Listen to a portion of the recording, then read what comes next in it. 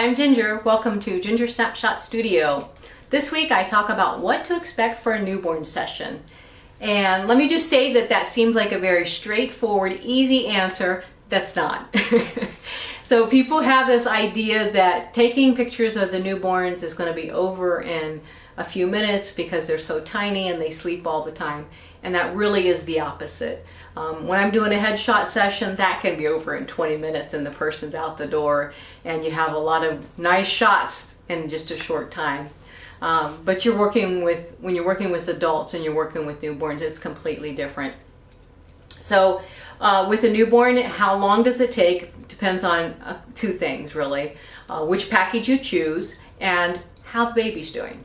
Because all sessions are baby led. So if the baby is sleepy, feels great, and there are no problems, then it's going to go a lot quicker. If the baby is colicky, if the baby is hungry, if the baby is just has a bellyache, maybe has a little bit of a gas or something like that, then the sessions are going to take a little longer because we're working around that baby. So let me tell you about my packages first and we'll go from there. So the packages, I have three. First is a Pure and Simple, and that's kind of a geared around classic, timeless look. Most of the session is in white just because that's why it's called Pure and Simple. It's a simple package where you're starting out with a white on the posing bed, the baby's wearing a white wrap. And that one wrap that you wrap the baby in is the same wrap throughout the session. And it takes an hour, hour and a half, maybe right around there, one and a half hours. And that one would include parents. So this is a simple way to get some shots of the baby, get a couple macro shots of the profile, lips, things like that, to get a real idea of what the baby looked like at that time and as a newborn, and then some pictures with the parents, backlit images. And then if they want to choose something else, they can, but those images are geared around maybe the parents wearing a white shirt and the baby's wearing, it's just, you want neutral colors for that to look classic and timeless. And so that's the simple package. The next one, and that one really, you're only doing a few shots with the baby not being held, so and the baby is wrapped. So most of the time you're going to get some shots and get it done pretty quickly. The second one is where you incorporate props and you're moving from prop to prop. So there it would depend on how many poses you get on the table. We would start there if the baby is settled and okay with that. We're going to start on the table and then move to some props. The bucket, the honey bucket, the little bed, the little log bed, the little gray couch. Those are some of my popular ones. I have a little floral drawer that I like really well. Some different things like that. So using those, and you're going from prop to prop. So if the parents picked out 3 props, then maybe we'll do 2 color choices on the posing bed, and then we'll go to the props that have already been prepped and ready to go, because we've already had a consultation on the phone and I have an idea. Oh, this mom wants to have pink girly stuff, flowers, roses, things like that. Or this baby, the mother loves sunflowers and we need to get some yellows in there, and she's bringing her own wrap. Or maybe it's the dad has been in the army and he wants his little guy to be on something that is camouflage, something like that. So all of those things will be ready to go. So you have the table, then you'll have maybe 2 props, and then you'll have the flocati, and that gives you a pretty good gallery to choose from right there with that many. The flocati is a furry rug, and I try to do that almost every session because I just think it's beautiful, and the baby gets pretty cozy there, and that one's just kind of simple for me to do really quick, and that usually goes pretty well with that one. And I've even had those where the babies are awake and it still turns out really nice. Any of the shots can be okay with the baby awake. Parents have to understand that babies' eyes are not developed, they are not able to focus yet. So when you have that, then their eyes will tend to kind of cross, and so sometimes those images look a little bit odd. So that's why we try for a sleepy baby, just because it's more natural. And but I do think it's great to get those pictures where the baby's eyes are open. And I've had some babies that look they really look like they're focusing on the camera. They really do. And they're beautiful. They really are. So maybe try to get both in those. Then the highest package that has the potential to take up to 4 hours. That's where you're posing with the mom and dad, the siblings, and you're doing that, and then you're doing all the other stuff. So like you're getting everything that you got in the middle package, but then you're adding the parents into it. And so newborn sessions, they're way more work, and that's why there's a bigger investment in it, because there is more work involved in it. So, and because it's just, it's a bigger gallery. It's something that's not, it's just so important to get it. But so what I find is when I'm doing the full package, the idea is that if you're going to do with siblings and parents, that you would do those first.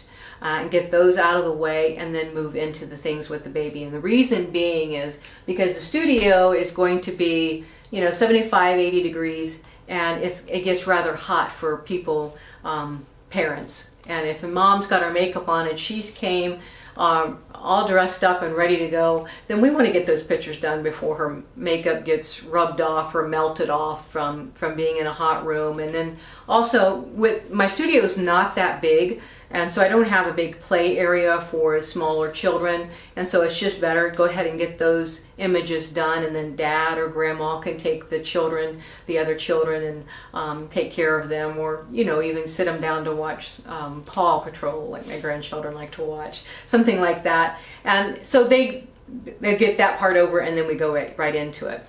So with any of the session, if I can, I try to start on the table. It depends on the baby and how settled they are. Sometimes it's just easier to get them wrapped and get them nice and warm and cozy, and go right to the flocati. That, to me, that is probably the easiest pose, and it seems to work really well. Or the bucket. Those babies, when I get them in the bucket leaning forward, they just seem like all of them fall asleep. So maybe start with that and then move to the table afterwards. It really depends on what the baby's doing. But my ultimate goal is to start on the table. And what I have here is we modified an industrial desk. We went to the yard in downtown Wichita, and we found this metal desk that was made for strength, and we bolted a table on top of it, and that was exactly the shape that I wanted. So I've got something that's super strong and not going anywhere. It's a little bit heavy to move because of that. And then I bought this frame out of a company in California. And so what happens is I've got layers of padding on this table that makes it nice and soft, but yet firm, because that was my problem with my posing bag. It never seemed to be firm enough. So I want it firm enough that I know the baby's secure, and I know exactly where the baby's at. So that's why I have a table. And then I have a heating pad that goes under here, and it just keeps it nice and warm. And then there are several, always, 5, 6 layers of blankets there, and that just makes it a smooth transition. So the heating pad is there, but it's not directly on the babies. There's layers there to protect that baby from that. And then I'll have a heater going right over here from this direction. And the heater, it's the sound, a combination of the sound and that warm air blowing on the baby that gives them some kind of comfort. And then while they're here, this plays during the newborn. I didn't know can you hear me over this? But this is what plays.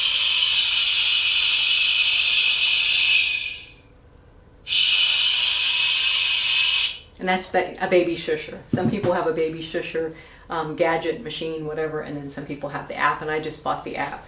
And so that plays the whole time. It's supposed to mimic something of what the baby would feel or hear inside the womb. So you're just trying to make that comfort. And that sometimes you can use white noise. And maybe if the parents don't care for that, or the baby's not, then I have Alexa play, calm music or something like that. And all right, play your liked and most played songs. Alexa, cancel.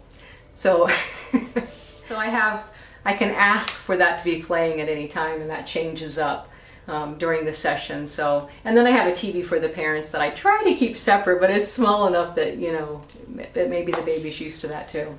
So we have the shusher, the sound, the heat, and that should make for a good condition, because for a baby to have a really great session, or for me maybe and the parents, because the baby, they're there, whatever, they don't know the difference. But to have a really great session, the idea is to have the baby sleepy and with a full belly. Now, that sounds very simple, but the babies that come in here, the best age for me is like 7 to maybe 15, 16 days, right in that range. That's the best time range. So they haven't really, some of them have not developed a full schedule. You know, my own daughter, she had her days and nights mixed up, and it took me like 4 or 5 weeks to get her to where she was sleeping normally on a regular schedule. And so that can be the case. And also the other thing is, when they come into the studio, it's a different environment. So they're not used to this environment, and it's different to them. And so it's not being home, and it's not sitting there with mom. I'm a different person, and things like that. So I don't want to put any pressure on parents, but so I try not to give them too many instructions. Ideally, the ideal thing would be if they could have the baby be awake a little bit and not, cuddled all morning long, and then and they're hungry. And it's just, you're talking about a baby and a tiny human, and I can't see you saying, keep that baby awake, because it just seems so hard. So I say, do what you can. Some photographers suggest giving the baby a bath. That way the baby is clean, and that way also when you're doing that, the baby doesn't have oily hair, and it's nice and fluffy, and it does make for a better picture. So if you can give the baby a bath that morning, that stimulates them, and so by the time they're here, they're good and tired. And it also depends on how far the drive is. If you're driving on the side of town and it's only 15 minutes, that's a little bit different than if you're driving an hour and a half to come to Wichita to get your pictures taken. So it all depends. So maybe it's ideal to give the baby a bath, and that you have like a zip up, something that's easy to take the baby's clothes off so that they're not being disturbed too much when they get here.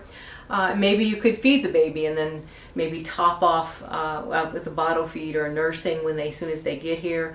The whole idea is that they have a full tummy and they're sleepy and they're ready to go, and they don't, we do have to stop and change them whenever they need to. But that's where it boils down to. And most of the time, to get a baby settled, you would give them a nice little wrap. You wrap them instead of having them in the partially naked ones. And so maybe after they've been here and they've got nice and toasty warm and they've done a nice wrap. And I find that you can do the wrap here, or you can do the partially nude ones here. It really depends on the baby and how much they're sleeping and how long they've been here. So what I've said, I'm trying to keep track of what I've said to you. I have the heater going, I have the baby shusher. When I start out on the table, I think I've said this already, but I'd like to have it done in white, and this is where I will do the macro shots. And that's part of why I like to start with white, because the macro shots look more beautiful without busy distractions.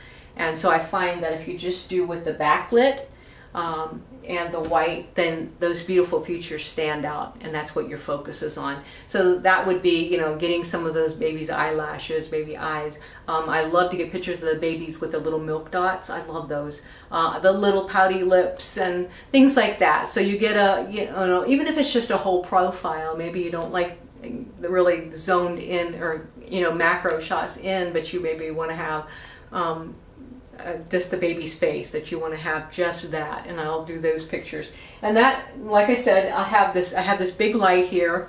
The baby will mostly be posed right here first on its back. That's the most easiest. So the baby's posed right here, and I'll get to the side and take the picture of the baby's profile, and that's where we get the macro shots, or the side, but I'll definitely get a profile there. And so I can show you that. See that, how quickly that flashes. It keeps the modeling light as on, as gives enough light that I get an idea of what I'm focusing on and things like that. But then you would, the flash fast is so fast. And that is another question people say: is it safe to have lights. There is no evidence whatsoever that says that flashes would hurt a baby, or nobody would be doing newborn photography. It is just no different.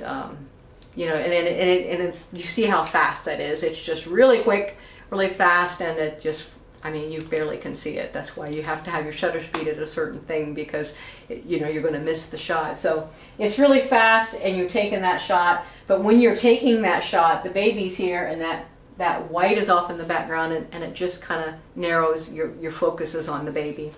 So then if you're doing a middle package or the full package and the parents want some different colors, then this is where we'd, you know, take the top layer off, and I would have whatever color they've chosen. Maybe they've chosen gray, and then we'd have maybe a charcoal gray here, and a gray wrap on top, and we would just go from there. That gives variety to for the parents to choose, you know, which one do they want to get, if they're going to get a wall art. And that's something else that I do, is help walk them through getting wall art or prints, or however they want to do that. So then from there we would do, you know, maybe different colors. And from there we also, like if I'm going to do this, maybe we're doing gray here and we want to do gray on a prop, we're not going to unwrap the baby so that I can do another color here. We're going to move that baby and the whole idea is a transition from one pose to the next, to where the baby has as little movement as possible, so the baby is comfortable as possible. And so maybe you would move to the bed, or maybe the log bed. That's a popular one, the little log bed. And I've used that one for boys and girls. I've got a picture in my studio of a little girl. Her mother brought a little tulle, you know, a little fluffy outfit, and a big pink bow, and she wanted, you know, that's what she brought, and wanted her baby in it. And I thought, well, let's do this with this little log bed. And I thought it was beautiful, and enough that I hung it in my studio. And that was model call, so that's why I can hang that in the studio. But then we do whatever props from there, and the flocati is always one of them. So I hope I've covered everything. That kind of gives you an idea of why it would take so long. So again, I say, yes, babies sleep most of the time. They definitely do. But they definitely are in their home environment most of the time. They're being held and loved on by somebody. Or like my little nephew did not want to be held. He couldn't sleep if he was held. You put him in his little crib and he was out like a light for hours. So, you know, it really depends on the baby, but I'm just saying that in their home environment, they do sleep most of the time, and they are sleeping. And even the babies that are not settled, they're still sleepy. You know, I've had babies that are just, they must have a bellyache, and they just have trouble. It seems like that's why I've moved the age up to recommendation to after 7 days old, because it seems like the babies that I've had that come in that are 2 days old, they have a harder time getting settled. The preemies, they have a little bit harder time too. And I don't know if it's related to colic or exactly what that is, but I find that they do better after 7 days old, but still before, 3 weeks. So between that, 1, 2, and even up to 3 weeks, they're doing better. They're still sleeping a lot. They're still cozy, but like I said, they are definitely sleeping more at home with mom and dad and grandparents that taking care of them than they are in a studio with this lady moving them around and putting their hand here and putting their hand there. And then sometimes you'll find that, like it looks like when I'm taking these pictures, oh, they slept the whole time. When maybe they just fell asleep for 1 second. I took the picture and they woke back up. That's one of the Christmas shots I've got. This little guy was not wanting to sleep at this point in the session. And I laid him down on this little bed and made a little Christmas scene for him. And he fell asleep for 2 seconds. I got the picture and he was awake again after that, but I was like, I love that picture so much. So it's just being really quick, because babies, maybe if they're not settled and they're not sleeping, they can't keep their eyes open. They are very tired. It's exhausting being a newborn. So there we go. So there you have it. Anywhere from 1.5 hours up to 4 hours, and I try to make arrangements for parents and siblings to get their stuff done so that they can get out of the way and move out, you know, themselves, so that they're free to get out of the way, I should say, so that they're free to, the mom, you know, she gets her shots done and she can change clothes if she wants to. You know, all I wanted to wear was soft clothes, warm clothes after I had a baby. So I try to gear it around for the parents and the babies, and that's pretty much what you can expect. Come into a warm studio where the whole goal is to keep your baby warm, and you might have to put up with the Shusher app, things like that. But it's still, my whole goal is, no matter if it takes that 3 hours to do this session, is that you still treasure it, that you still enjoy it. And you know, that we have some snacks and some cold water sitting out, a TV for you to watch while you're waiting, and for me to do the work. So you know, being a new mom is exhausting, so that's the other thing, is expect me to do the work. Now if you want a few of the poses, I do not have an assistant at this time. So if you want one of the poses where the head is straight up, like the foggy pose, I don't do that one because I don't have an assistant, because those are composites most of the time. So a froggy picture, or a picture like this where the baby's, you know, head is straight up on their hands, that's a composite. You're taking a picture and then you're taking a picture, so you're putting them two together most of the time. I do have some bucket shots where the baby didn't need any assistance, and I take my hand, take the picture, put the hand back, and it's worked. But so there you go. If you have any questions, please, I try to cover all of this and give you as much detailed information as I can. But if you got any questions that I missed, please let me know. And like I said, I'm doing another video that just kind of goes around and shows you the different color options that you can choose from, some of the different props you can choose from. But I hope to work with you, and I'll see you next time. Don't forget, hit like and subscribe. Bye for now.